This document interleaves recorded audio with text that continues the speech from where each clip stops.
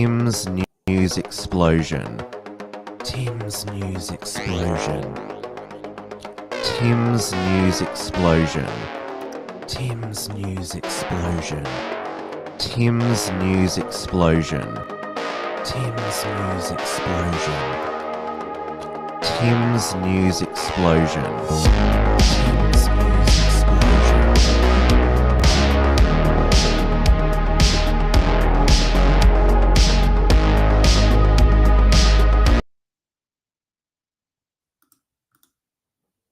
Hello, everybody, and welcome back to Tim's News Explosion on this Monday, the 24th of March, 2025, the eve of the Australian Federal Budget, or Fudget, as I call it, as Anthony Albanese and his Treasurer Jim Chalmers will do all that they can to fudge the numbers, to hide as much of the budget deficit as possible. Of course, the coalition has done it when they were previously in government for 9 years, so nothing really changes. We are live on the Wilms Front YouTube channel, the Wilms Front Rumble channel, and my Wilms Front X account. Hello to everyone in the chat. God bless Australia. G'day. It is 8:30 p.m. here in Melbourne, Victoria, where last Wednesday evening the Allan Labor government passed its tough Bail Amendment Act 2025. Well, that's what they wanted to call it, though the Liberal opposition refused to pass it unless the word tough was removed from the bill's title. So now it's just called the Bail Amendment Act 2025, though Jacinta Allen, her press release, emphasized that it was the toughest bail laws in Australia. And apparently this is just going to be the first one. So there's going to be a second tough bail bill in the middle of the year. So this is what will happen now. As she'd announced, is that that community safety would be the overarching principle for bail decisions, and meaning it will no longer be necessary to consider remand a last resort for children.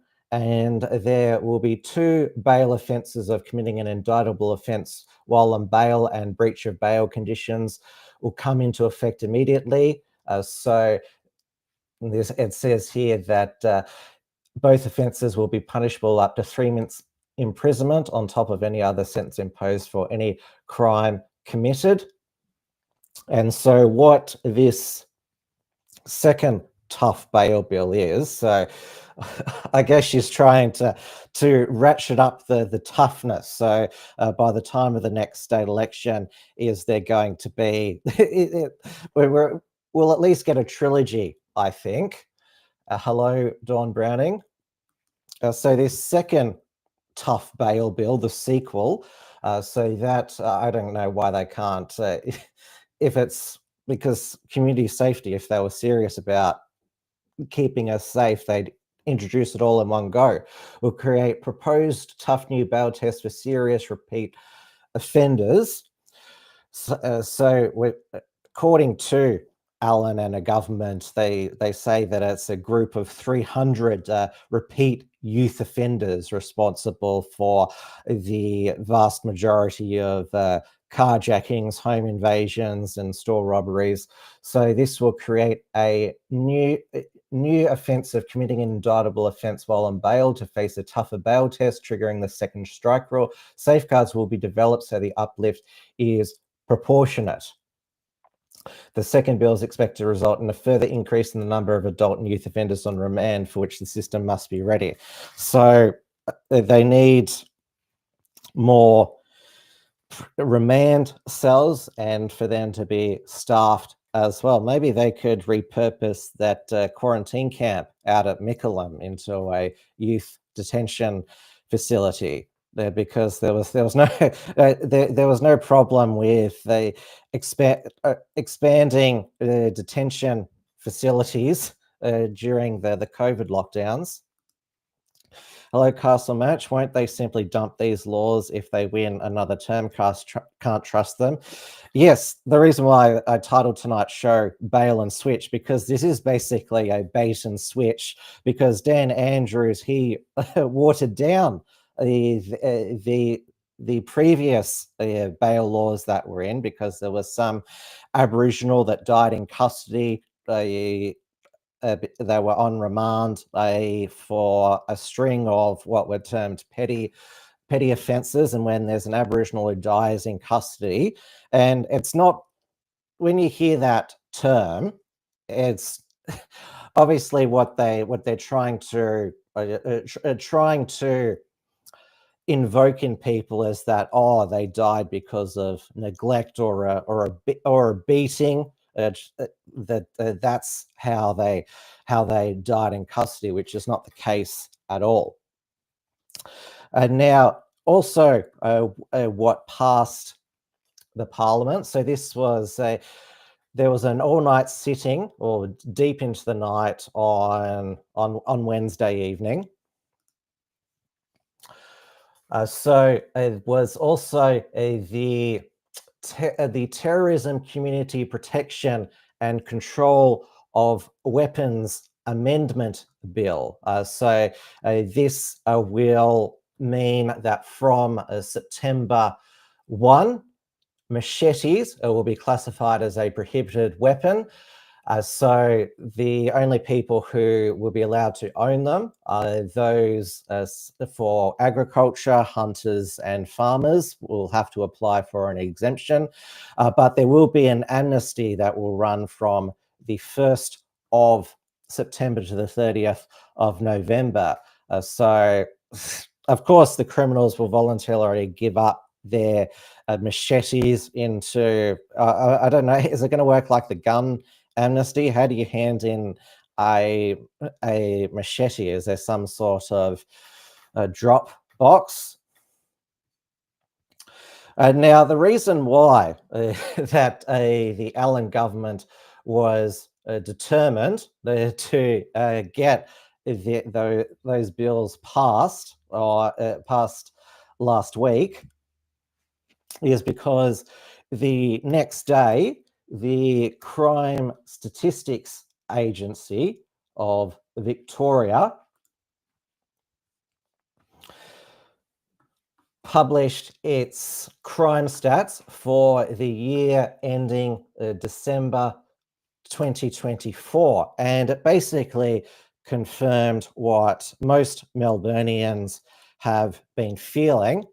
So it is not a media or talkback radio beat up. It is not people such as me or the Noticer or other alt media websites and newscasts creating a crisis where there isn't one. So this is the government's own crime statistics agency. So the number of criminal incidents recorded by Victoria Police last year was 456,000, up 18.7% from last year. So criminal incidents is, I had to look up in the glossary. So incidents is where the offences recorded, that there can be obviously multiple offences that have been committed in a criminal incident. So it was 605,640. So that was up 15.7%.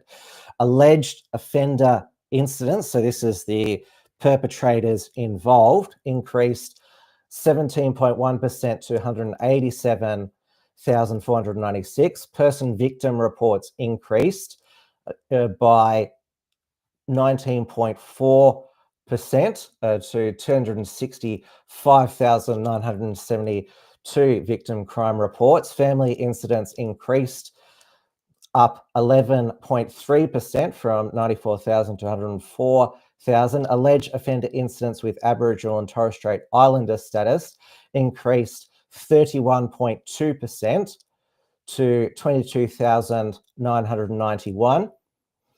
In Last year, the Aboriginal and Torres Strait Islander status of those involved in family incident increased, affected family members up 18.6% to 6,917. So the loosening of these bail laws was supposed to make Aboriginal alleged offenders safer. It's made the Aboriginal and Torres Strait Islander population unsafe. Kind of like how the former Northern Territory Labor government, through getting rid of the cashless welfare card and a whole bunch of other relaxation of crime, law and order issues, led to particularly an explosion in Alice Springs. Castle Match says knife boxes like the UK, get a life, bin that knife. Hello, Brett Norman. Hello, Osnay. Thoughts on Jim Salim? Jim Salim is the past. I heard that he's running for the federal seat of Lindsay in far western Sydney, around about Penrith at the federal election. I don't suspect he will get many votes. He will obviously be running for the Australia First Party. That's my prediction, and I think it'll be quite accurate. Now, it was a week of big statistics being released. So the Australian Bureau of Statistics released for the year ending 30th of September 2024. Now there's two different components to the mass immigration to Australia. So there is what is called the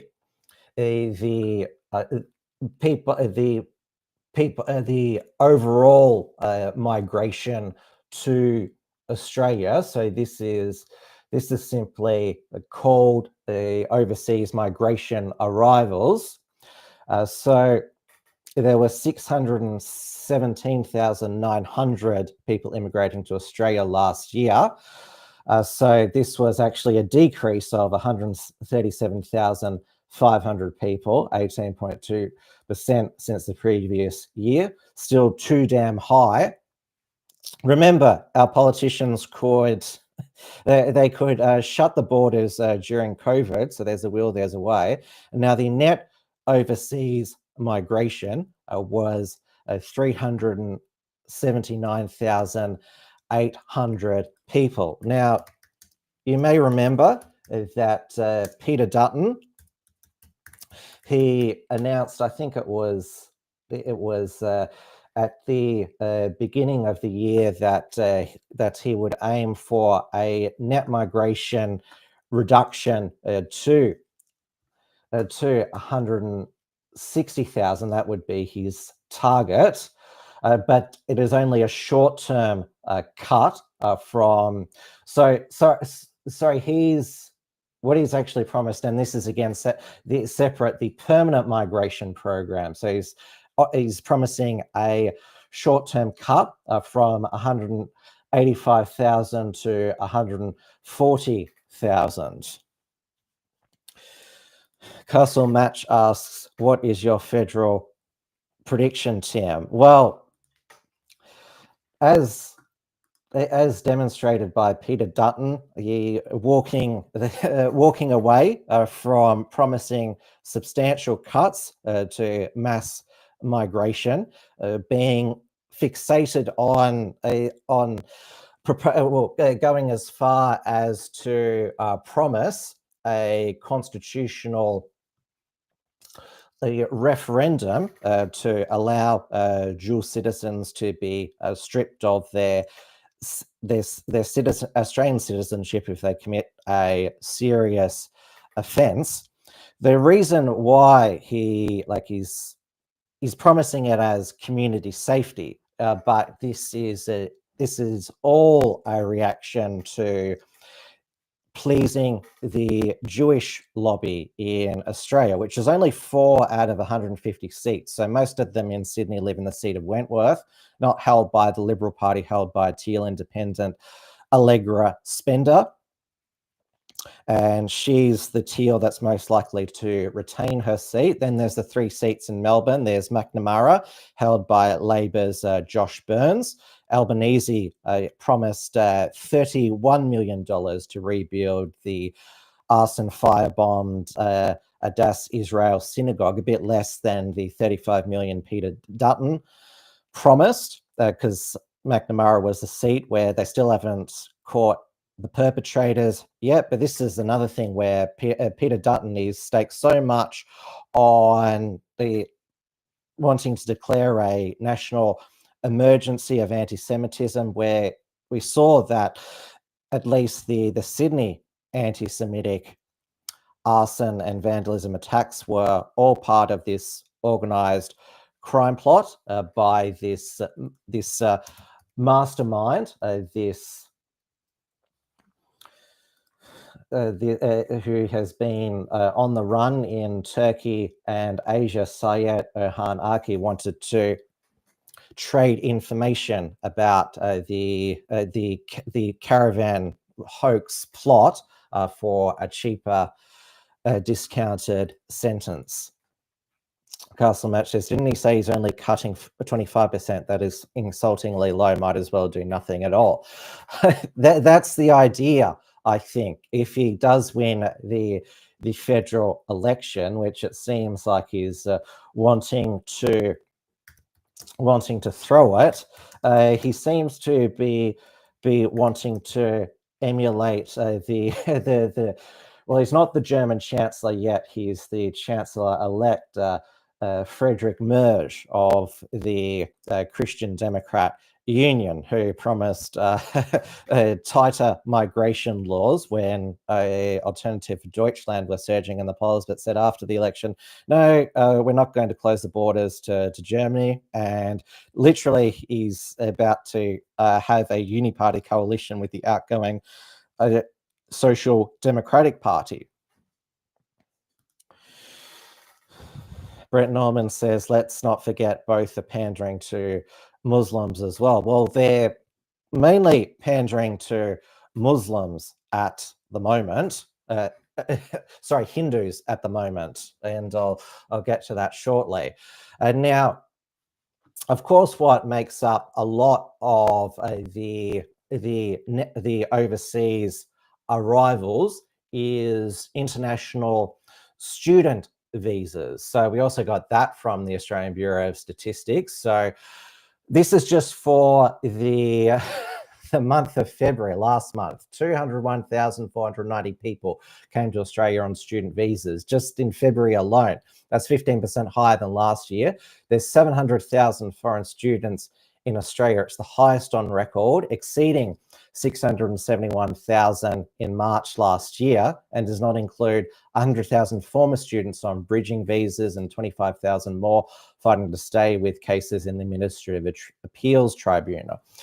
Because coming here on an international student visa, that's a way of migrants getting their foot in the door to stay here ultimately permanently. That's been going on for decades and is likely to happen more. There's the new tactic of them applying for refugee status. And Peter Dutton, last year, he scuttled Jason Clare, the Education Minister's legislative plans to place a cap on international students at universities. They now, and this is how he's basically a policy free zone. So he said that he will look, one of his ideas is to force universities to reduce the number of foreign students, limit it to a percentage of their total enrollments. So it's not policy yet, just like his ministers say it's a proposal of last resort to have a referendum It's not their policy. Now, as I said before, motivation because there was Julian Leeser the week before who said that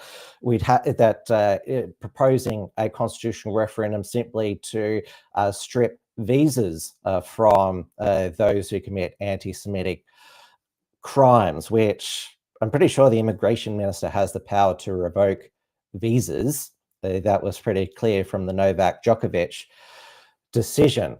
So Peter Dutton, again, inconsistencies there. And he voted against Jason Clare's bill after his immigration spokesman, Dan Tehan, had dined with migration agents. And we also, of course, had the ABC lobbying on behalf of international students, claiming that international students not to blame for rising rents, Australian study fines. So apparently this is the first of its kind. This is by researchers from the University of Western Australia. This is them there. Michael Mew and Hannah Song. I wonder if they first came to Australia as international students. It's not mentioned here. They claimed that there was no conflict of interest between the universities, who always push back against caps on international students. They claim there was no statistical significant correlation between international student numbers and rental costs, apparently because a lot of them live on campus or they live in share houses. That's still housing, even though it's not housing that most local Australians would live in. So to back up this study, the Property Council of Australia, imagine my shock, are also vouching for the study. And we also have the former Treasury Secretary and also Department of Prime Minister and Cabinet, Martin Parkinson. He told the Australian Financial Review that international students were not competing for the same properties as locals. And it profiles this international student from China, Zhilona Lu, who claims that it's unfair to blame international students for high housing prices. So she hopes to become a high school teacher. It seems to, it's perplexing to me that if she's becoming a teacher, don't they have, there's so many universities in China now, how come she needs to come to Australia to study to be a teacher? And it's called, this article also calls university education an export for Australia. As far as I know, it's the only export which requires people to be imported into Australia. Of course, that's mind-boggling when you think about it. Brent Norman says you can get studies to fund anything. I had a professional student mate who was doing a doctorate on coffee. Yes, people drink a lot of coffee. Yeah, we've got to know about it. And of course, it's mentioned here that international students, they've been racially targeted at when they've been looking for accommodation. Miss Lou said she hasn't felt unwelcome in Australia, but knows other students who have left as the debate about immigration intensified. We pay our own contribution. A lot of international students actually pay twice or triple the tuition of the locals. Well, that's actually going to the university. Some of the blame about housing is because of international students is a little bit unfair because we are here on legal visa. Yes, we know that the government has given you a visa. It doesn't sound like they don't want more international students here. Well, no. So going back to this study, this study couldn't find why there was this increase in house prices and rental over the past 7 years. It just knew this study that it couldn't be blamed on international students. Well, of course, they're just one. We are having insane levels of demand, not just because of international students arriving, but all of the net overseas arrivals, the fact that supply is not keeping up. And of course, the solution, the big housing build by particularly the Victorian government, and I'm not sure what it's called in New South Wales under Chris Minns, but basically to have these big apartment towers around these train stations, 15-minute cities, kind of like they have to in cities in China, Hong Kong, and also in Japan as well, though. So I'm not accused of being racist. There are predominantly white cities like New York that have large apartment towers around train stations as well. So tomorrow night, as I mentioned at the beginning of the program, it is the federal budget that Anthony Albanese and his treasurer Jim Chalmers they planned a budget, but they didn't really want to deliver it because the budget is back into the red after those two surpluses.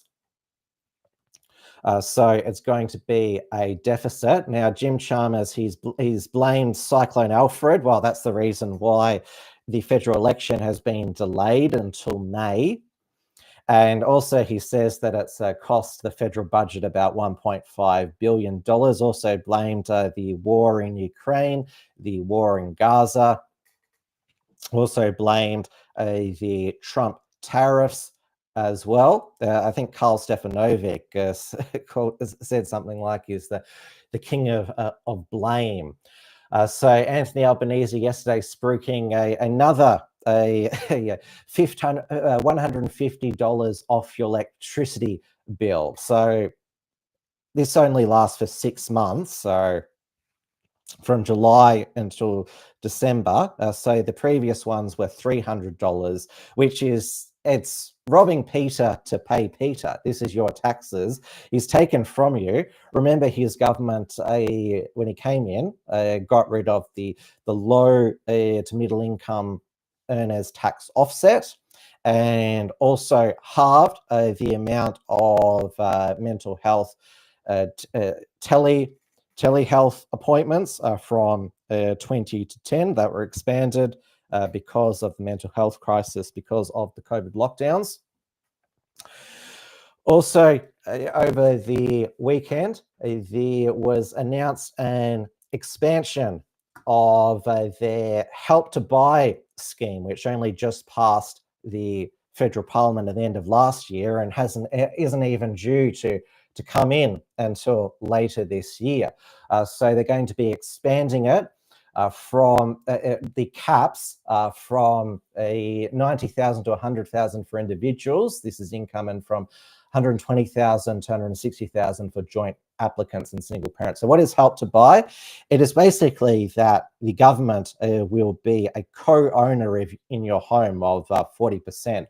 And so you'll be able to get able to purchase a home with a deposit of 2% or get a loan. But the catch is that you'll only own 60% of the home. You'll own 60% of your home and be happy. Now, I remember when Anthony Albanese announced this policy before the last federal election, Ruxan Fernando, who's now working for a federal senator, I think it's Ralph Babet, because Ralph Babet has been doing some professionally produced monologues on his social media.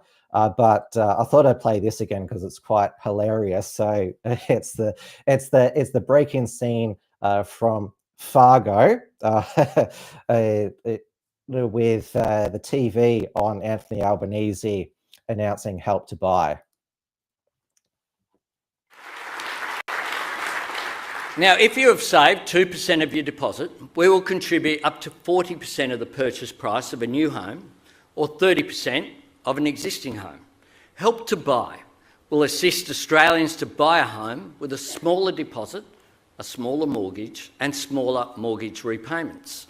An Australian Labor government will help you achieve the great Australian dream of home ownership. It's a plan to put government to work, backing up and investing in everyday people, because that's what good government is. I know what the difference is. Authorised by Real Luxana, Minister for Means.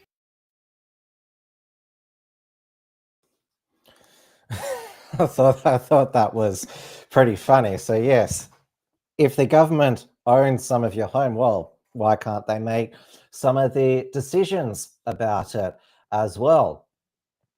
Now, also last week we heard it was announced that the Albanese government was getting into the buy now, pay later market. Of course, there's Zip Pay and Afterpay. So now there is going to be, so I've got too many tabs open here, so just bear with me for a moment.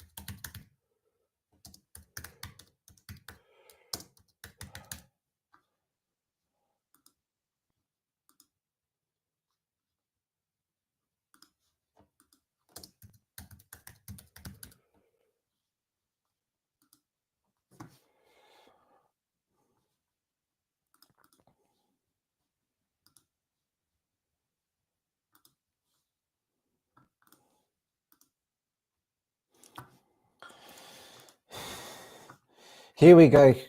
Here, no interest loans locked in to help ease the cost of living. So this is a partnership with the Good Shepherd Australia New Zealand charity in partnership with the National Australia Bank to continue providing no fee, no interest loans for essentials to eligible people. So this will be for loans of up to $3,000 for household goods such as fridges, washing machines and furniture, as well as education and medical expenses.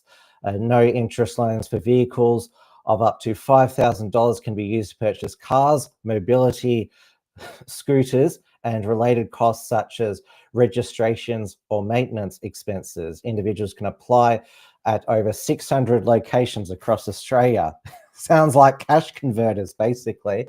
Earn less than $70,000 as a single person or $100,000 as a couple or person with dependents, or have experienced family or domestic violence in the past 10 years, or have a health card or a pension card. So the government, so this isn't, the government, this is not actually, they're being quite truthful here. This is not free money from the government. They actually expect it back, and the government is probably the most sinister loan shark lender of them all. I mean, we going back to the housing, of course, you'll own nothing and be happy. You'll own 60% of your home and be happy. Well, we saw how the Dan Andrews government during the COVID lockdowns, he treated those in those public housing towers, which are owned by the government. So the people in it, they own nothing. So, well, it's our house, so we can keep you locked in a hard lockdown, and you're not allowed to leave. Also, this is on top of we've had the bulk billing, the extra bulk billing incentives announced by Albanese. So there's not a lot in the budget that will be a surprise, and the more urgent care clinics, again, this is all adding up to billions and billions of dollars of extra spending. And there was the Labor Party Instagram account. They on their this afternoon, they put out this, and included it in the promotional image for tonight's show. So the Labor admitted missed the mark with social media posts sharing T-shirts that states, "This is Australia. We eat meat, we drink beer, and we love Medicare." Now, this is based on this T-shirt, which was called "Racist." This is Australia. We eat meat, we drink beer, and we speak fucking English. Well, you can speak what you like at home, but when you're out and about interacting with the rest of us, you should know how to speak English properly. Now, maybe what also triggered the Labor lefty soys is that it said we eat meat, and there was a group of WA Labor state MPs who suggested that we start eating bugs as an alternative protein, because remember the methane emissions from cow farts, and of course drinking beer, well, of course that's unhealthy. Australia's culture of binge drinking, that's why there's all these excises on beer and other drinks. Although Anthony Albanese, he has frozen the beer excise for two years. How generous of him. A lot of the increases in your alcohol prices, if you are a drinker, is because of government taxes. So I think that this is probably well, this is a glitch, but it's the most based shirt.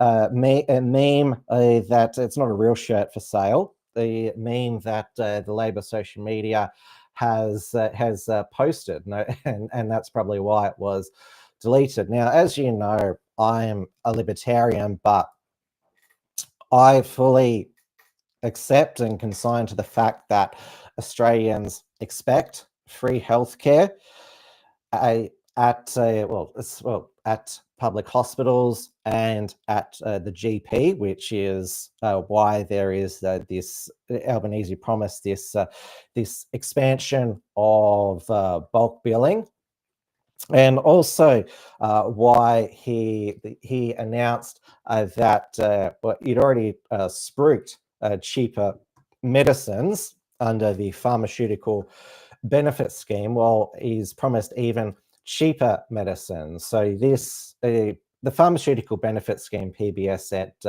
it reduces the cost of a lot of essential medicines to really cheap prices, which had been already reduced to $31, and now it's going to be reduced to $25. So that is going to be from January 1, 2026. Now, I wonder if this was released last week, because there was an article in the 9 newspapers that Big Pharma in the United States was lobbying the Trump administration to put tariffs on Australian pharmaceuticals, because their drugs are uncompetitive in Australia because of our pharmaceutical benefit scheme. So they want Trump to put tariffs on our local drugs when the reciprocal tariffs come in on April 2. And I think if our drugs were targeted in reciprocal tariffs, then that would certainly benefit Albanese in the polls further. The polls have started to turn around for him, and Peter Dutton has said that this is also non-negotiable with the Trump administration. So it's basically backfired on Dutton when he said I'd be able to negotiate exemptions on tariffs for steel and aluminium. Well, he's now saying that he wouldn't negotiate on the pharmaceutical benefit scheme, which he called the envy of the world. Nathan Swindon says, how am I meant to decide between voting Albo and Dutton last? What about the Greens, or do you sort of like the Greens now? Nathan, please let me know in the comments. There's a whole heap of dead shits who are going to be running at this election, so you can't put them all last. Now, there's also talk that now this actually wouldn't bother me too much, that there could be sanctions, or should I say,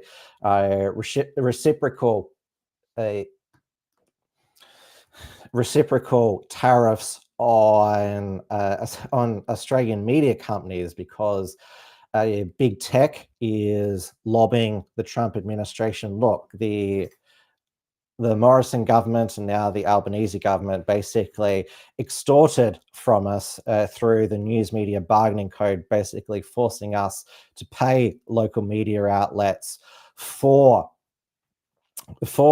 us posting links to their websites on our platform.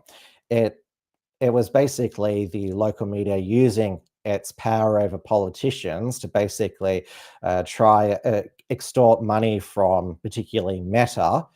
For like, the links were going, like, back when we started the Unshackled, Facebook is where we got a lot of our traffic from. So yeah, and obviously when Facebook decided to deprioritize news because of this News Media Bargaining Code, our Facebook referrers have dried up.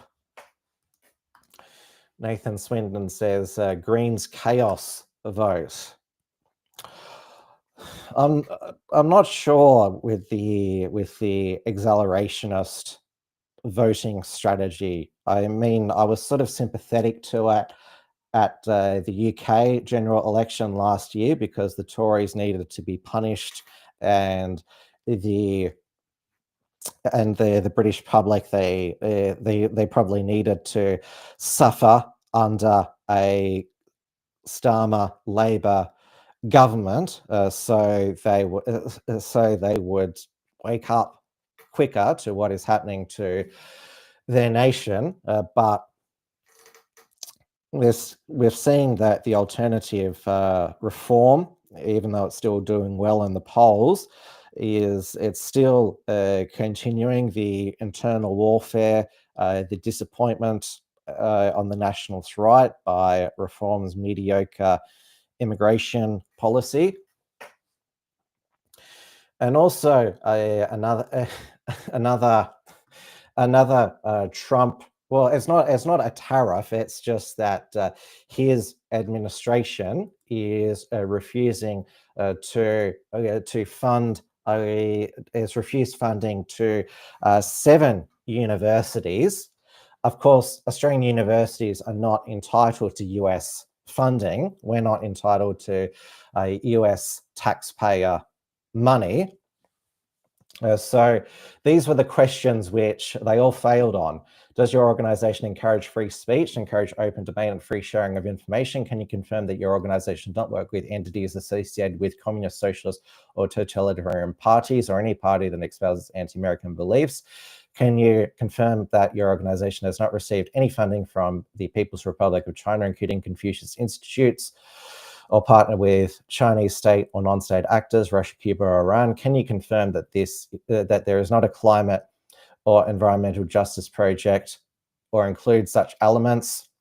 Does this project directly contribute to limiting illegal immigration or strengthening US border security? So they at least failed on one. A lot of them would have failed by one. So these universities who were denied US funding want Albanese to hold a crisis meeting. They said, oh, we rely on this for our research. Well, so the universities, that's their own self-interest, and this is sort of the carrot that they, well, if we don't get this foreign money, or we don't get either through grants or international students, or we won't be able to advance the nation's research. Margot says there is no political solution.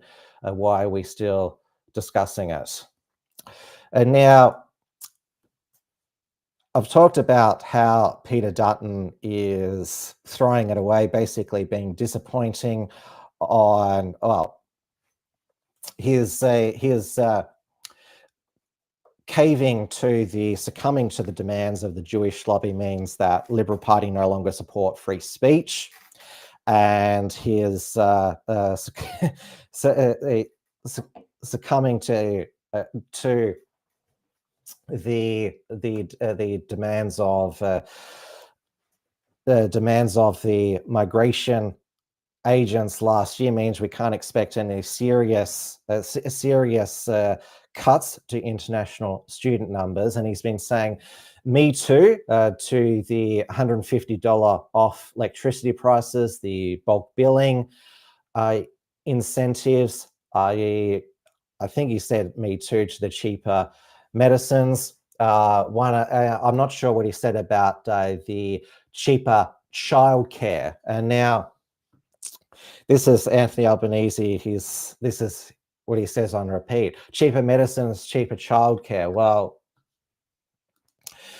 there was a ABC Four Corners investigation last week on the childcare industry in Australia. Now, the way that they spun it, the ABC, was that it's all because there's so many for-profit private childcare centres, and this is what it says: putting profits before kids. Though,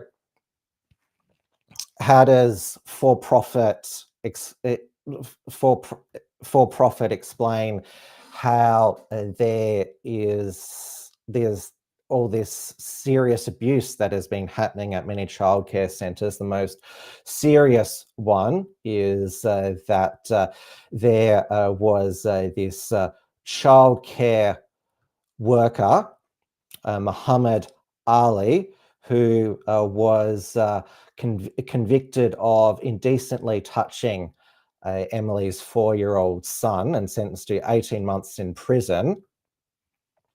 And court documents reveal that prior to joining the centre, he was unemployed twice due to drug use. And there was also another disturbing one: a mother, her non-verbal autistic 4-year-old son was subjected to severe child abuse at this the childcare centre run by Jumpstart. So some of the what happened to him was that he was strapped in a high chair for 5 to 6 hours. So when the 3-year-old began to rock in his high chair, educator Amara Jarangdo tied it to a fence with a rope or string.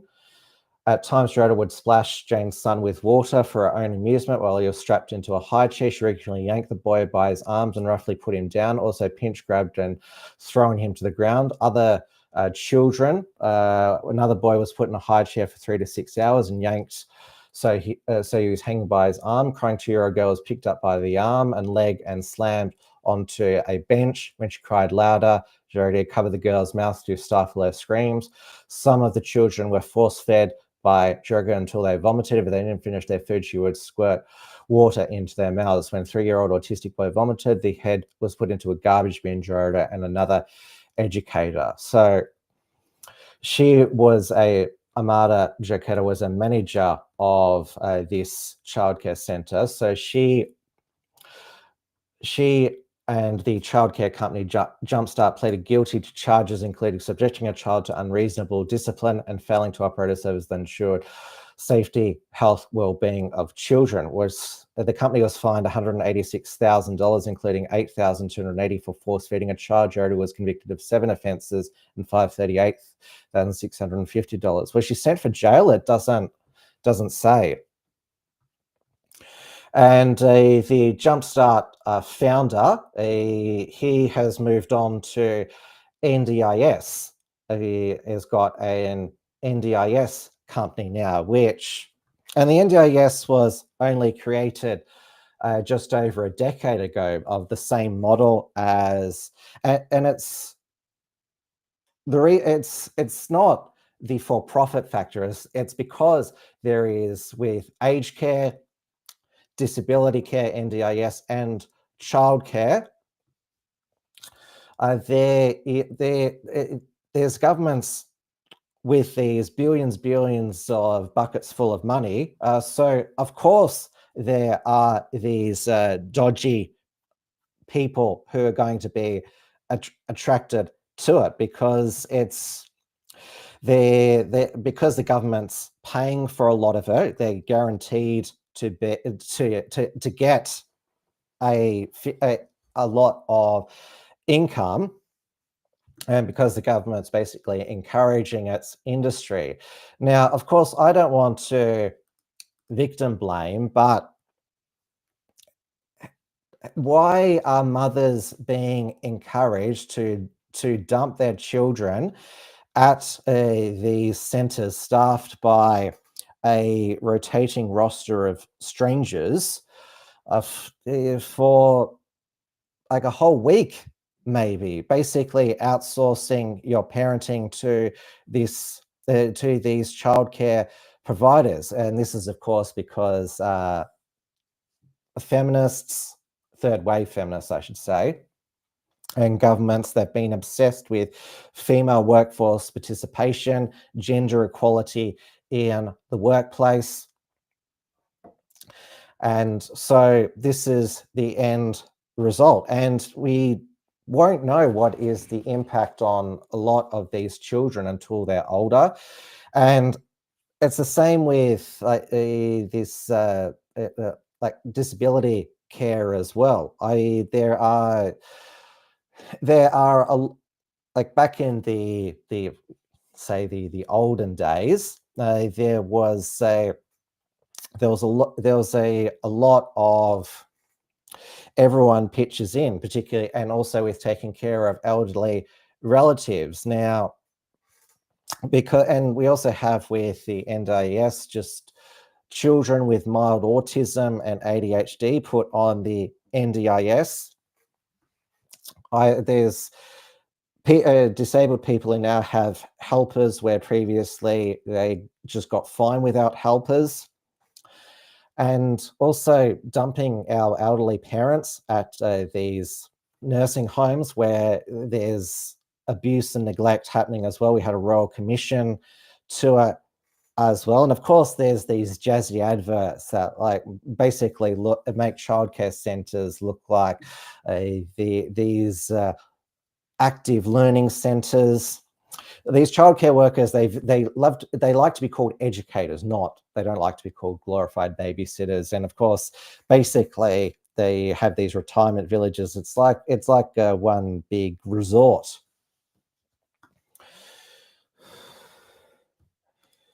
Margot says, not sure what's worse, an imperfect parent or an abusive childcare worker. Senator Slayer says, well, Marg, if you keep spamming, I'll have to put you in timeout. I lived next door to one when my kids were young, and there was always a baby crying all day long. I knew childcare was a terrible idea from the start. Well, the only experience I have with childcare is when because I was raised by a stay-at-home mum, which I'm very grateful for, that she was able to be there for us. But when she did swimming at the local swim centre, she put me and my brother in the local creche for 2 hours, and that was enough for me. And I remember it was always very putrid, the creche. And I remember having a conversation with my mother about this when we were talking about childcare and the fact that there's hardly, because women are disencouraged to be stay-at-home mothers. I told her about like that the 2 hours at the creche was enough for me, and she joked to me, "Oh, you're still traumatized by that, are you? By my neglect?" And of course, it's just a joke, but the point is that this is happening to children 5 days a week.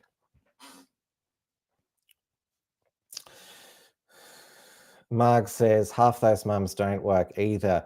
They go back to bed and do drugs. I don't know about that, but there's also been this, as I mentioned, this trend to call childcare early childhood, and so there are parents who like one parent who could take care of the children, but they just still send them to childcare anyway. Now, as far as I know, Peter Dutton he certainly doesn't want to upset the female workforce participation policy. So he's not going to reform that. I remember one of the only politicians to ever speak out against childcare was Fred Nile, leader of the Christian Democrats in New South Wales, called them day orphanages. I would also call aged care homes slow burn euthanasia clinics. Now, also, Peter Dutton in the past week, he matched the federal Labor government in funding the first Hindu school in Western Sydney. So Peter Dutton, this was on his X account last night.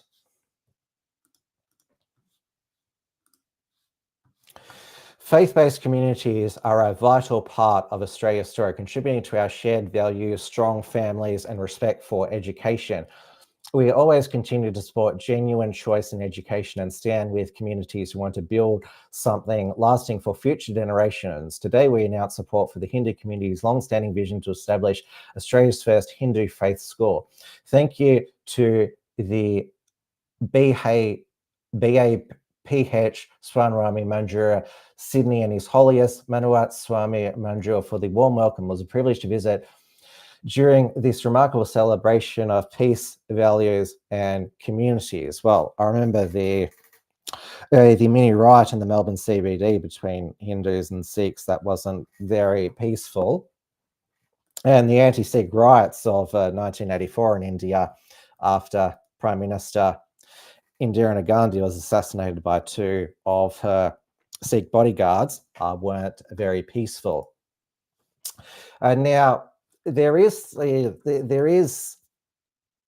I'm not sure if you knew, there are a number of India-focused Australian news websites now, and one of them is the Australia Today. So its website is the australiatoday.com.au. So they reported this 8.5 million. So the school will follow a similar model to other independent faith schools, institutions integrating Hindu values, language.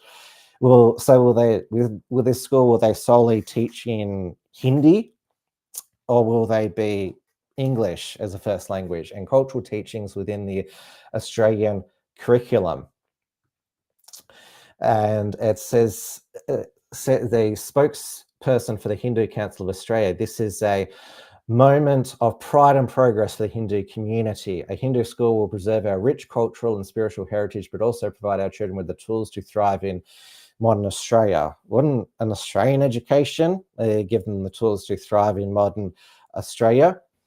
So we are not just building a school, we are building a future where Australian values and Hindu philosophy can coexist in harmony, inspiring generations to come, because it was Harmony Day last Friday.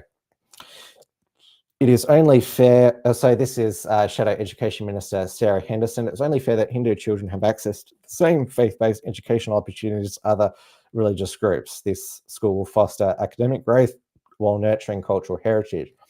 Shadow Multicultural Affairs Minister Jason Wood, that Hinduism is one of the fastest growing religions in Australia. The community support for Hindu school has been increasingly clear. So the Hindu Council of Australia, so their plan is for a 850,000 for a business case, and then a further 7.65 million set aside for capital expenditure, extending the successful completion of the feasibility study. So of course that because the Islamic community now has their own schools, and there have been cases of federal funding for Islamic schools being rorted.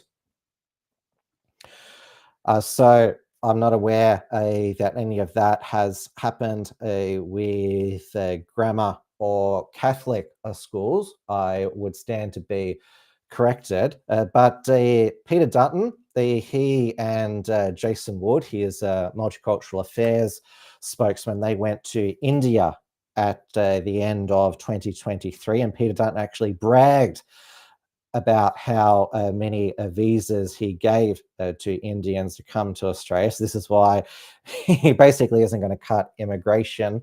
And this is what he told an Indian news outlet when Narendra Modi came to Australia. He was sitting cheerfully behind Chris Minns at Kudos Bank Arena, while Albo called Indian Prime Minister Narendra Modi the boss. This is what Peter Dutton told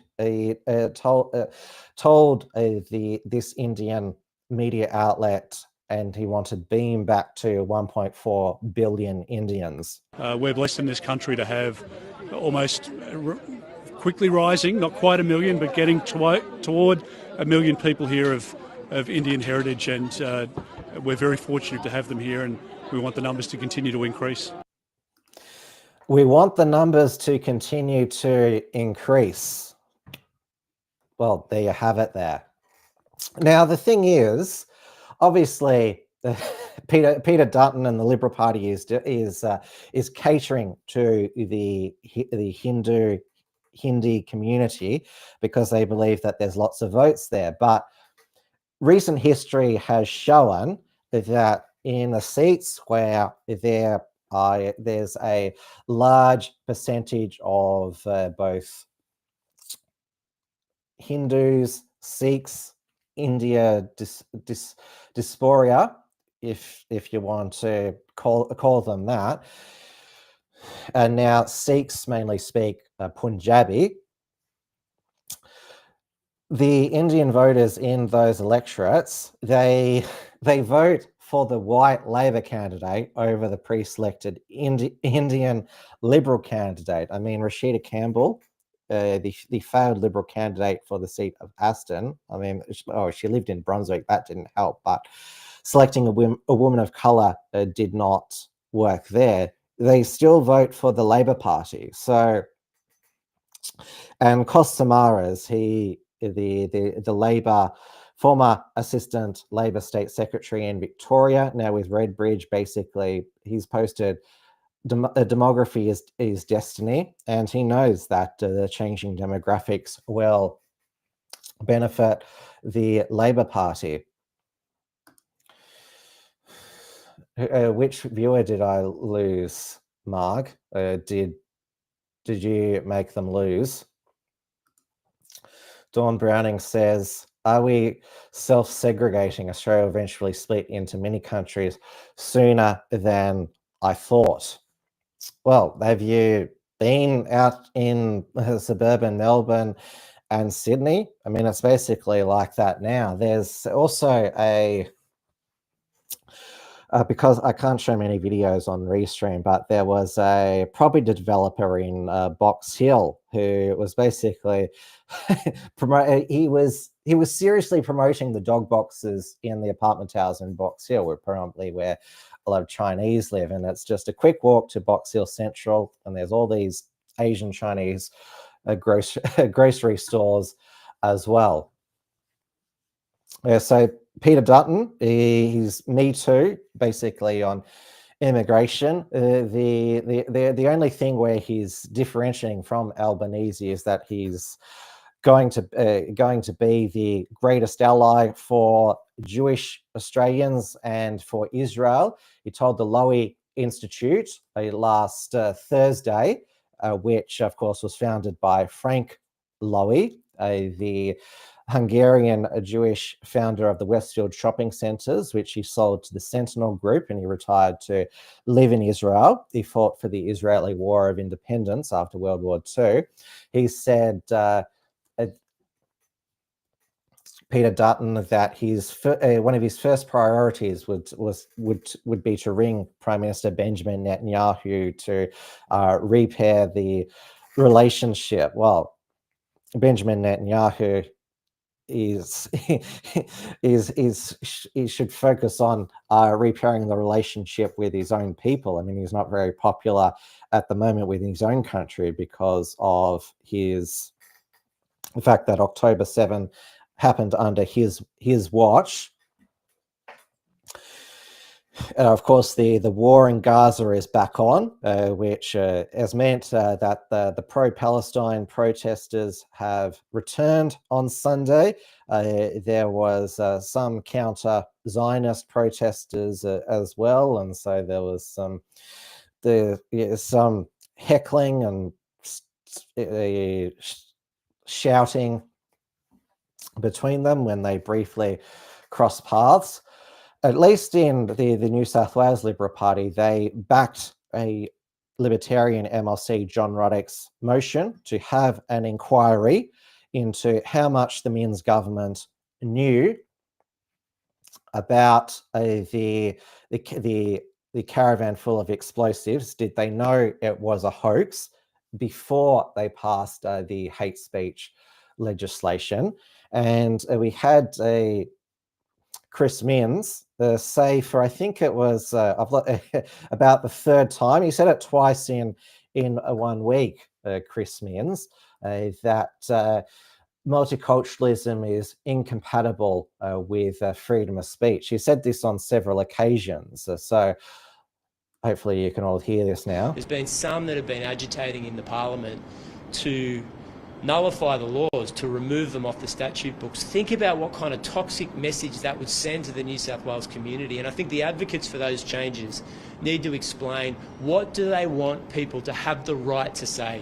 What kind of racist abuse do they want to see or be able to lawfully see on the streets of Sydney? I recognise, and I've fully said from the beginning, that we don't have the same freedom of speech laws that they have in the United States. And the reason for that is that we want to hold together our multicultural community and have people live in peace, free from the kind of vilification and hatred that we do see around the world.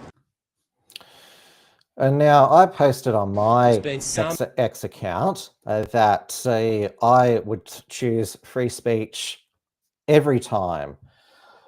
And I know that I've seen a lot of other people post the same. And now the US has had free speech since the First Amendment, and it hasn't descended in. Obviously, there have been racial tensions, as there have been in Australia without free speech, but it hasn't descended into a Nazi fascist state. And we also had last week, Chris Minns also post about that there was about a threat to a mosque in. It wasn't like they didn't phone up the mosque. This was the Lakemba mosque, the biggest mosque. They didn't ring up and make the threat. It was on their TikTok page. So it was just some random crank on their TikTok page.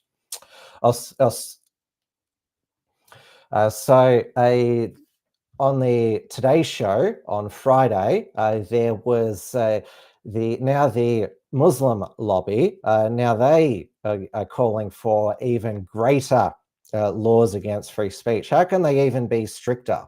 Police are tonight investigating a fresh threat towards a mosque in Sydney's southwest. Nine's Hayley Francis joins me from Lakemba Mosque. Hayley, when was this threat made? Peter, it was last night on the Lakemba Mosque's official TikTok account. This unknown user posting in the comments section referencing the 2019 Christchurch mosque shootings, which claimed 51 lives. Now, others quickly reacted to this online, prompting that user to then respond and make claims that they live at Silverwater Prison.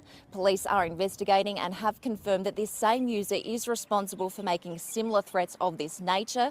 Earlier this month, a 16-year-old boy from Western Australia was charged after allegedly making similar threats like this to an Edmondson Park mosque. Now, the Lebanese Muslim Association is now calling on the government to do more to curb a rise of Islamophobia. Pete?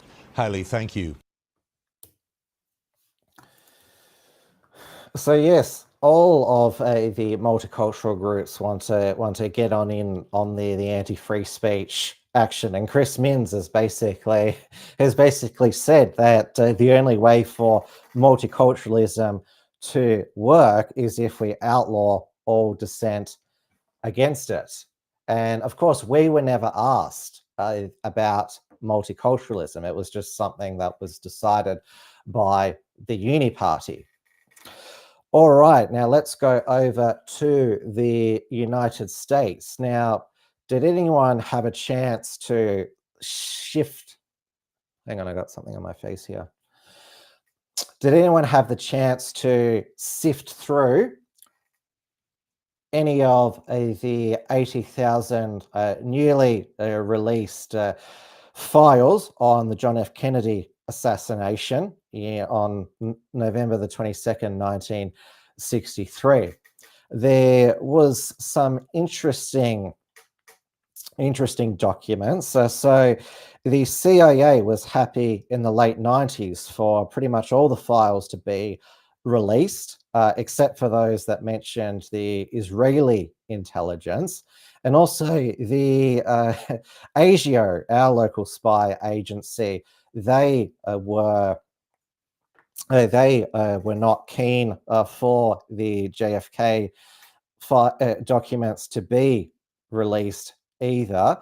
Now, some of the most interesting parts of the JFK files. Now, they were just dumped. They were given random names, so you basically had to download every document and go through it one by one. I thought that JP, whose video only went for 7 minutes on the JFK files. So of course, so that's Awaken with JP. So I'll put the link into his in the chat here.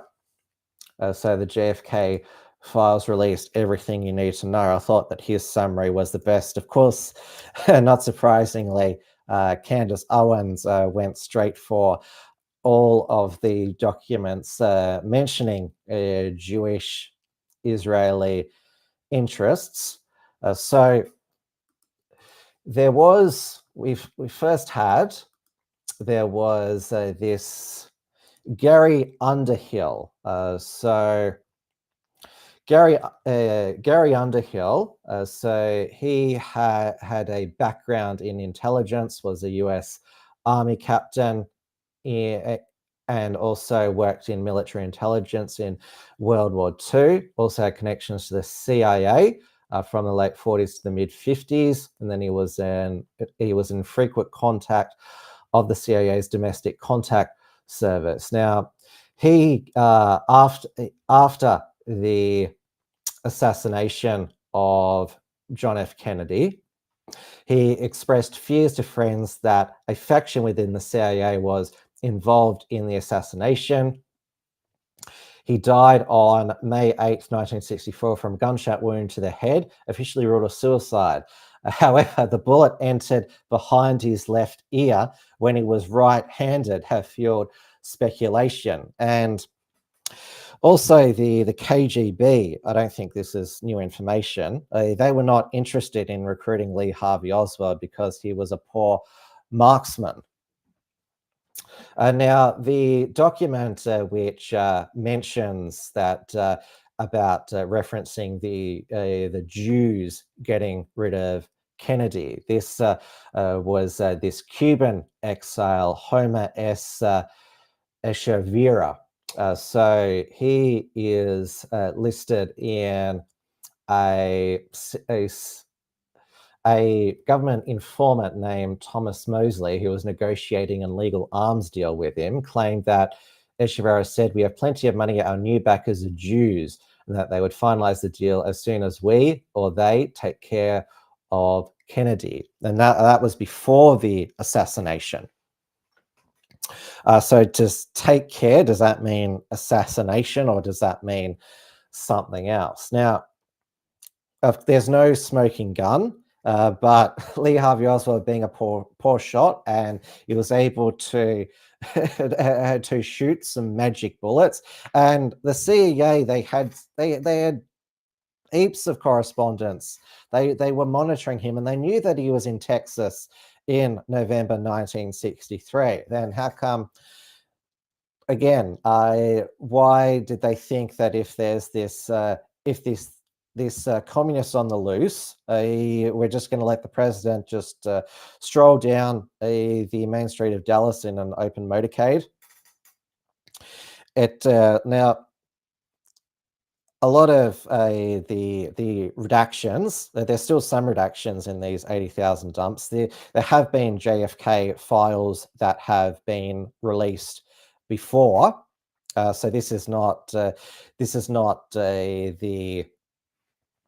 substantial. Well, people were hoping that, well, because these documents are being held back, that we might get some additional information, which we have, but the CIA, if they do go for the incompetence that they weren't watching this man when he assassinated the president, or he is a conspiracy. Has anyone watched Oliver Stone's the film JFK? It goes for 3 hours.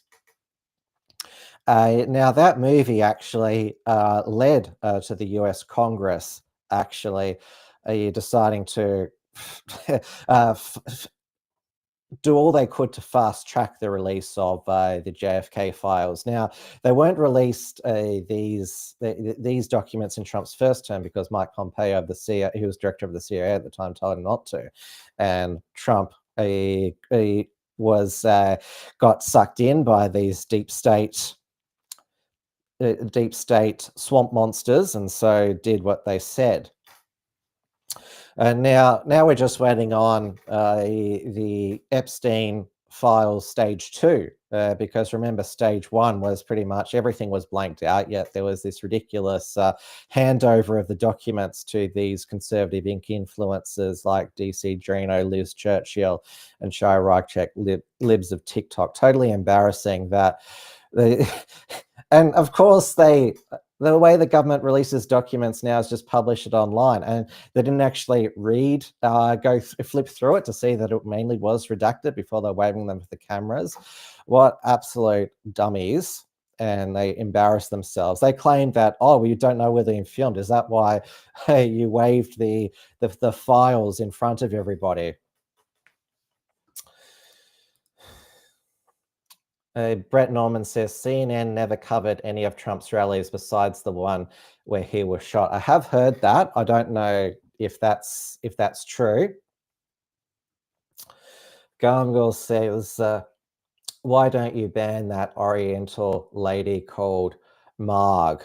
I know that Senator Slayer is the moderator. I'm not sure if he's put her in time out. Are we allowed to still use the term Oriental? I know that back in the olden days, like the 60s and 70s, Asians were often referred to as Orientals. It wasn't considered a racist term, neither was the term Negro. It was just, even JFK talked about the improving the lives of the Negro population. I remember reading a old Austrian economics book mentioning the Oriental world and the Negro population, talking about living standards and how to improve, how economic conditions were improved. And there was this I remember I saw this, it was basically a sales video about how to sell products to Negro customers, and it was obviously pro Negro, so basically saying you can make a lot of money by making your clothes and other store items appealing to the Negro population. You know, obviously the word Negro is different from the other N word, which I'm not going to say, which is normally used in a pejorative sense, though of course there's a lot of African Americans who call themselves the N word, though it's spelled with an A, not an ER. I'm digressing here. We also had the ceasefire between Russia and Ukraine didn't last very long. Ukraine claims Russia broke it by targeting a hospital, though Russia claims Ukraine broke it by targeting an oil refinery, but Ukraine said it was before the ceasefire came into effect. So we're back to square one. There's going to be another meeting in Saudi Arabia to negotiate a permanent ceasefire, but it's very clear Ukraine is not taking this seriously either. Also, Donald Trump, he signed an executive order to abolish the US Department of Education, which, again, it should be repealed by an act of Congress. The Congress should, again, I said this last week, should get off its lazy ass and do its job legislating. So it was basically how it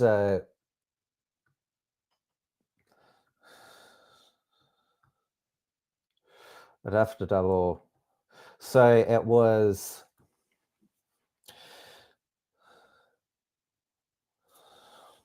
I should just look up here.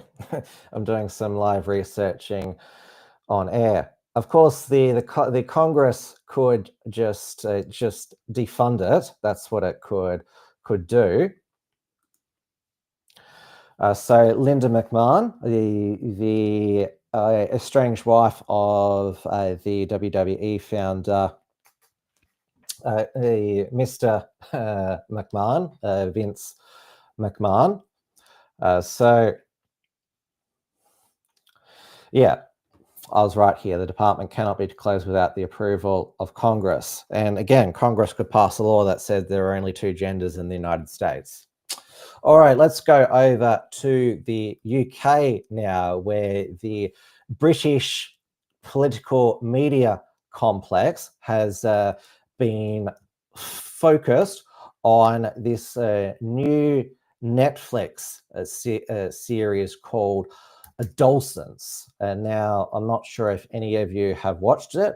I have not watched it. I'm currently watching on Netflix The Residence, which is a murder mystery set in the private residence of the White House, where there's a murder of the chief usher, who's played by the actor who plays Gus Fring in Breaking Bad.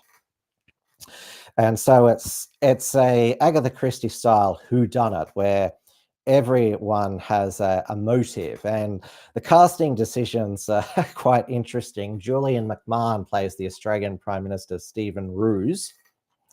And of course, Julian McMahon, his father, Billy McMahon, was an Australian Prime Minister briefly from 1971 to 1972, lost the 72 election to Gough Whitlam. He's not highly regarded as a Prime Minister, was nicknamed Silly Billy McMahon.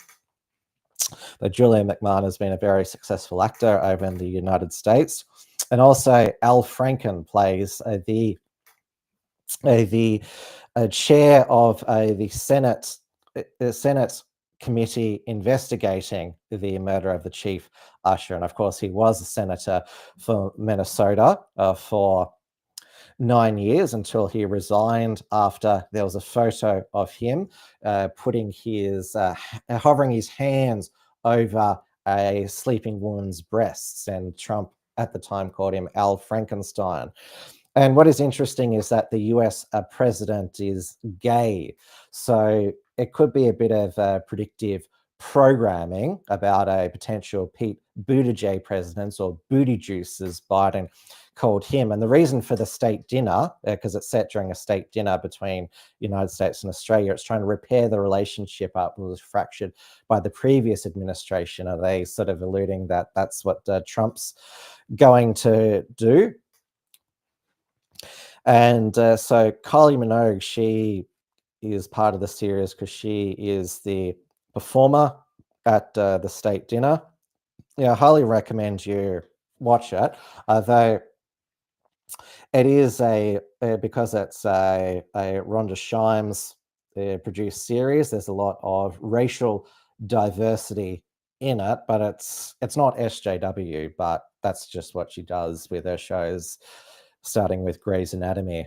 But I digress here. So Adolescence was created by Jack Thorne, and Stephen Graham, who also stars in it, plays the father, Eddie Miller, of 13-year-old Jamie Miller, who's arrested on suspicion of murder of classmate Katie Leonard. And so the series is set in the police station, questioning, and then in custody. And so the investigation at his school reveal that Jamie has been deeply disturbed by school bullying via social media centered on incel subculture. So again, the Andrew Tate boogeyman. And now this is a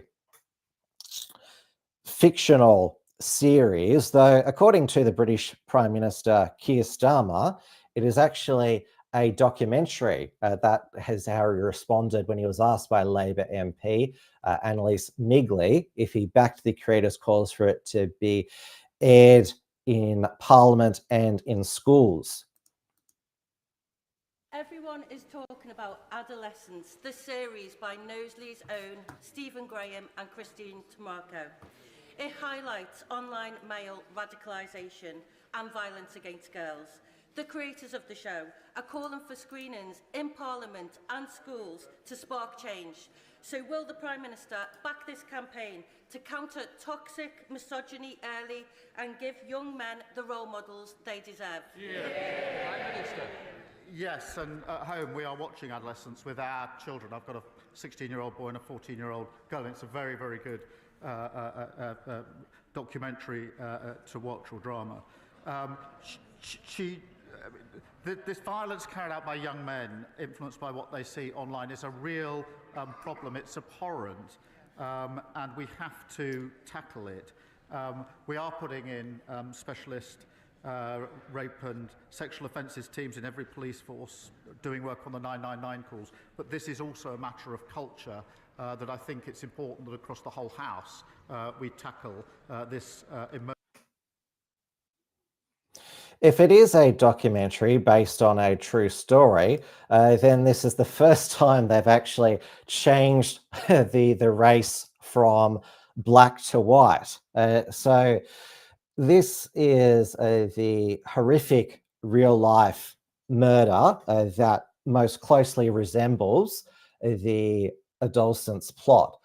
So Hassan Set Tamu, when he was 17 years old in 2023, repeatedly stabbed 15-year-old Eliane Adnan in a row over a teddy bear outside with a kitchen knife outside a shopping centre in Croydon in South London.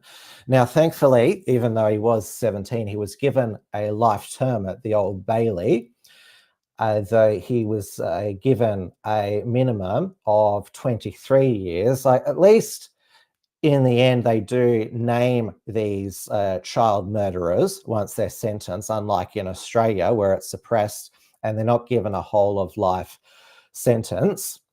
And the judge, Bobby Chima Grubb, good on her for giving out this life sentence. So Hassan, he admitted to manslaughter but was found guilty of murder after a jury rejected his claim that his autism affected his ability to exercise self-control. There's plenty of autistic people who don't stab young girls to death. There's plenty of autistic people involved in politics and are not violent. As Cementu was sent down, there was angry shouts from the public gallery. The trigger for his actions were a short temper and aggressive tendency, and also made a deliberate decision to carry a knife. And we go further down here that the court had heard that Cementu lashed out in white hot rage. Even though, where does that term white hot? But shouldn't it be black hot rage? So it goes further down here that it emerged during the trial that he was given a police caution at the age of 12 after producing a knife at school. Other abusive and violent behaviour, including putting girls in a headlock and threatening to harm a foster carer's cat and chop off its tails. So yes, so absolute monster. And like I said, at least he was, even though he was a minor, given a life sentence. But yes, though apparently the fact checkers have said it is not true that it is that the character of Jamie Miller is based on Hassan Sematua. It's apparently based on a whole collection of violent knife crime attacks by young people. So if they were combining them all, then wouldn't the actor then be a certain shade of brown if you're going to merge them all together? And this was one of the memes that has been shared on social media, talking about how Netflix for the first time in their adaptation changed the race from black to white. Reality headline: white hot anger, and then the Netflix adaptation, a white boy. Now, I saw somebody in the chat above. I think it was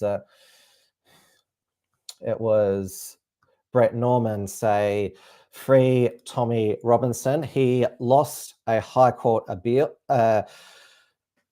appeal against his prison isolation, which, of course, the judiciary ruled against it. Now we will finish off, because we're well over time, with some Irish news. Of course, it was St. Patrick's Day last week, last Monday, precisely.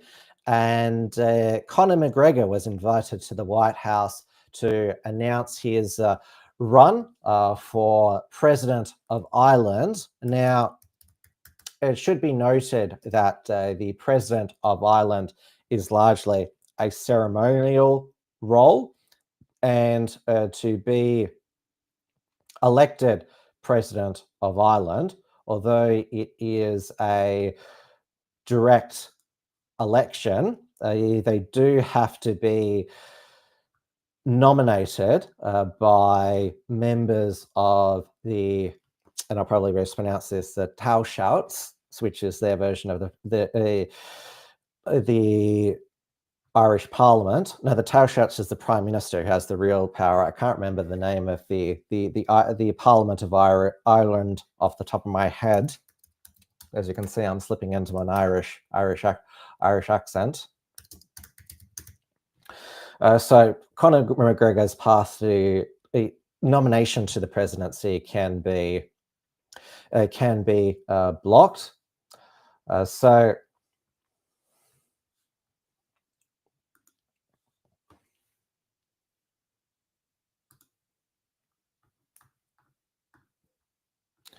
somebody in the chat, if you can, just so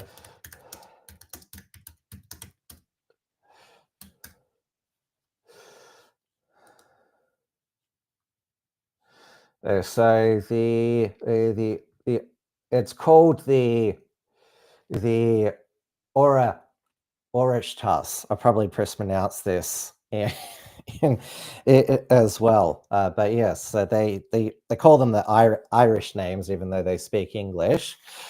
Now, in the aftermath of Conor McGregor, who of course is a former UFC fighter, the visit to the White House to promote his run for the Irish presidency, a Irish musician, comedian, social media personality, Garen No One, decided that he would cancel himself because he made the most mild social media video critiquing, talking about the problems that some of the immigrants, recent arrivals to Ireland, have caused. And let me know what you think in the comments. I reckon he looks like a fat Joel Davis. He's got the same face and the same sort of neck beard. So Conor McGregor was in the White House the other day. I have been inundated with messages to talk about this. Now, I get asked for my opinion on these kind of serious topics all the time. I don't know why the fuck people care, because I just shouted cups of tea on the internet. Now, the reason that I prefer not to make videos about this sort of shit is because I don't think it's fucking useful. The entire story of the world is being told in poorly researched headlines and 40-second fucking TikTok clips, and it is making people fucking nuts. For me to talk about this in a way that's even approaching being useful, I need to spend 25 minutes talking about Conor McGregor the person. I need to spend 40 minutes talking about immigration in Ireland. I need to spend 40 minutes talking about the fucking economy in Ireland. I need to spend an hour and a half talking about our fucking government. Now, my opinion on Conor McGregor is irrelevant, but I don't think he's a good person. I don't think it's particularly hard to find evidence of that. But it doesn't surprise me in the least to see a lot of people agreeing with what he was saying. There absolutely is an immigration issue in Ireland. That doesn't mean that people feel like we shouldn't take the refugees that we're able to take. It doesn't mean that people feel like people shouldn't be able to come here for better opportunities. But the systems that we have in place are being taken advantage of. And that is plain to see. And the government continually does not allow people to express their concerns about that. Along with this, Ireland continues to become one of the richest countries in the world, while most people's quality of life is going down. Our towns, and especially our cities, are becoming much less safe. Now, that's not just because of immigration. There's a lot of factors to that. But if you can't see that that's happening, then you have not left your house. Communities all over Ireland are concerned, and their concerns are continuously not being heard. And when you continuously suppress what people are feeling, you turn them towards more extreme beliefs, you increase their distrust in the government, and you push people towards racism and extremism. Now, no doubt, a lot of people in the comments are going to completely misconstrue what I've said here, but that's the internet for you. Anyway, stay delicious. So he's deleted all his social media. Before he became a social media star, he had a lot of mental health issues. So probably some of the backlash has been hard for him to swallow, since he's been used to a lot of praise. But what he was saying, it was mild, legitimate criticism of recent immigration to Ireland. And of course, there was a big arrival in Ireland recently. Rosie O'Donnell, of course, Donald Trump's nemesis, or they used to be friends back in the early 90s when she was doing the Rosie O'Donnell show. She even went to Donald Trump's wedding to his second wife, Marla Maples. But yes, they are the worst of enemies now. So she's followed her fellow talk show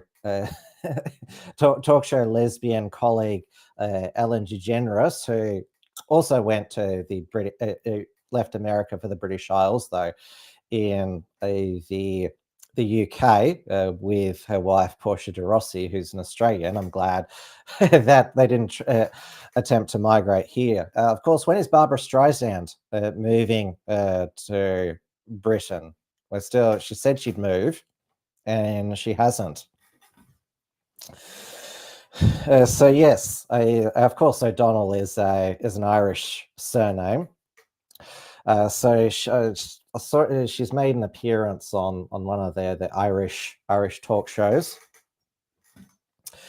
I'm not sure what the approval ratings are for Donald Trump in Ireland, but we know that there has been a resurgence for many centre-left parties, governments in the Western world in the aftermath of, in the immediate following the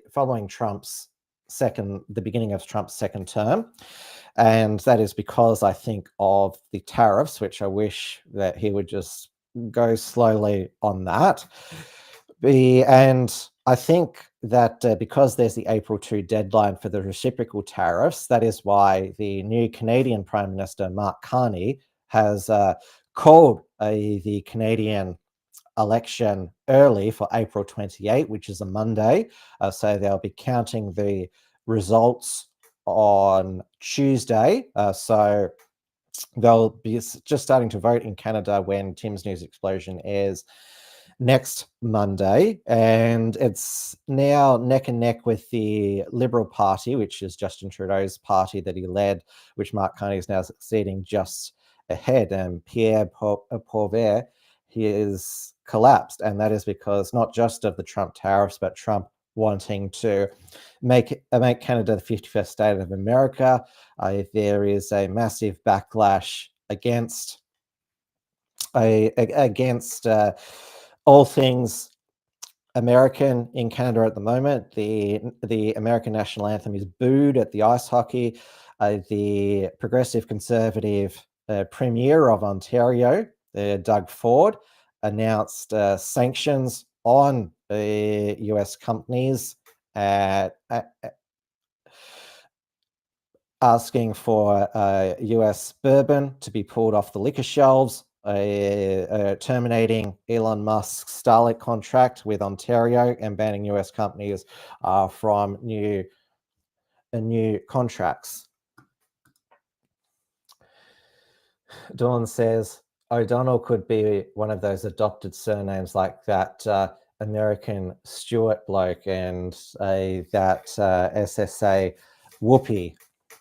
Yes, John Stewart Leibowitz. The reason why he dropped the Leibowitz is because he became estranged from his father. So that's why he dropped the Leibowitz, and now he's just John Stewart. Sort of a bit like how Angelina Jolie dropped the Voight from her from her name because she became estranged from her father, John Voight, who is very based, a MAGA supporter, and we wish that Angelina, we hope that she becomes more like her father politically as the years go by. All right, that's the end of Tim's News Explosion for another week. Thank you so much for your company once again. And I can't do Tim's News Explosion and other Unshackled productions without your support. So please consider supporting us on Substack, which is where I post all Unshackled Productions episodes now, and also send out email alerts when Tim's News Explosion or other Unshackled Productions are about to go live or premiere. So I'll put that in the chat. So you can take out $5 a month prescription, annual $50 per year, or founding member $500 per year. Or you can support us over at theunshackled.net. We're still post articles there. Exactly, Brett Norman. Yeah, at least hit the like button, leave a comment below, click the bell to allow notifications, and also share as well. So bronze $5 per month, silver $10 per month, gold $25 per month, $50 per month, or you can take out yearly for bronze $50 per year, $100 per year, $250 per year, $500 per year. And now I'm not on Reality Check Radio's breakfast program with Paul Brennan this week, but I'll be back on his breakfast program next Tuesday with another Wilms report. There could be the federal election called by then. Albanese could call the election this weekend by the time of Tim's News Explosion next. I'll just share the link to rcr.media because it's definitely worth subscribing to them. Not just for my content, but Dewey Jabor, my former Tread Tasman Talk co-host, he also hosts his own show, The Dialogue.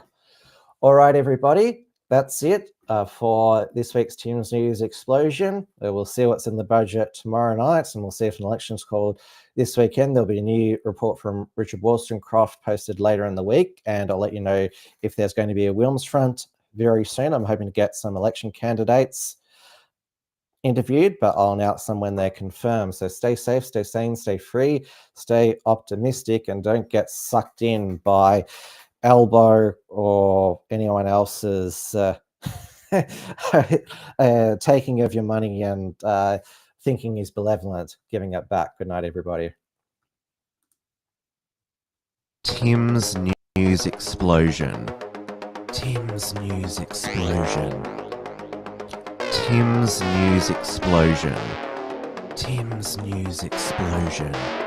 Tim's News Explosion. Tim's News Explosion. Tim's News Explosion.